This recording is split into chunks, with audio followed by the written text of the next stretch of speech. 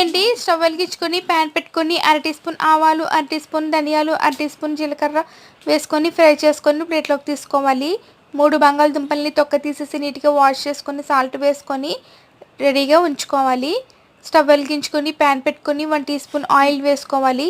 బంగాళదుంపల్ని ఫ్రై చేసుకోవాలి. మిక్సీ జార్లోకి మిరియాలు వేసుకొని 1 టీ స్పూన్ కారం వేసుకోవాలి. బంగాళదుంపల్లో సాల్ట్ వేసుకొని కలుపుకోవాలి. పౌడర్ని ఈ విధంగా పౌడర్ చేసుకోవాలి. బంగాళదుంపల్ని ఈ విధంగా ఫ్రై చేసుకోవాలి. మరొకసారి స్టవ్ వెలిగించి ప్యాన్ పెట్టుకొని 1 టీ స్పూన్ ఆయిల్ వేసుకొని జీలకర్ర, ఎండుమిర్చి, పచ్చిమిర్చి వేసుకోవాలి. ఉల్లిపాయలు వేసుకోవాలి. చిన్న పసుపు వేసుకొని ఫ్రై చేసుకున్న బంగాళదుంపల్ని వేసుకోవాలి. మిక్సీ జార్లో పొడి చేసుకున్న పొడిని వేసుకొని కొత్తిమీర వేసుకొని గార్నిష్ చేసుకోవాలి. చాలా అంటే చాలా బాగుంటుంది ఫ్రెండ్స్ బంగాళదుంప ఫ్రై. ఒకసారి మీరు ట్రై చేయండి. సబ్స్క్రైబ్ చేసుకోండి. Thank you for watching.